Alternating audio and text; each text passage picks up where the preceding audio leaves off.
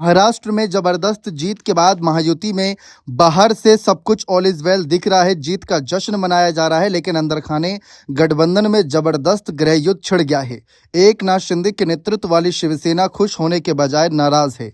ये नाराजगी इस हद तक बढ़ गई है कि बात दिल्ली दरबार यानी बीजेपी हाईकमान तक पहुंच गई। सूत्रों के मुताबिक शिंदे गुट ने सीधे तौर पर आरोप लगाया कि मुंबई में उनकी पार्टी को अगर किसी ने सबसे ज्यादा नुकसान पहुंचाया है तो वह कोई और नहीं बल्कि उनकी सहयोगी भारतीय जनता पार्टी है।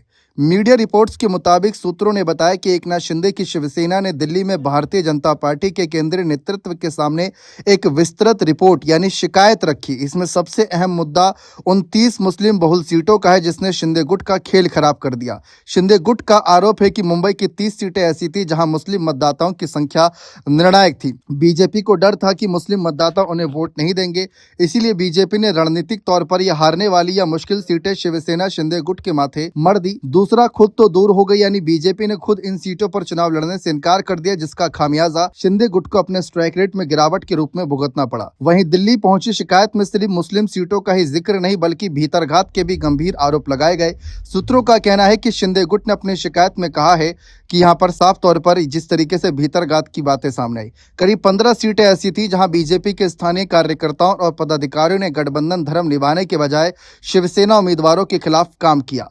गठबंधन होने के बावजूद 3 सीटों पर बीजेपी ने शिवसेना उम्मीदवारों के खिलाफ अपने प्रत्याशी उतार दिए, जिससे मतों का बंटवारा हुआ और उसे फ्रेंडली फाइट नाम दिया गया। सिर्फ शिकायत शिंदे की तरफ से नहीं बल्कि बीजेपी भी एकनाथ शिंदे के कदम से काफी नाराज नजर आ रही है। चुनाव नतीजा आते ही शिंदे ने अपने नवनिर्वाचित पार्षदों यानी नगर सेवकों को एक पंच तारांकित यानी 5 स्टार होटल में शिफ्ट कर दिया। शिंदे को डर है कि कहीं उनके पार्षद टूट ना जाएं। इस होटल पॉलिटिक्स की शिकायत बीजेपी के प्रदेश नेताओं ने दिल्ली में की।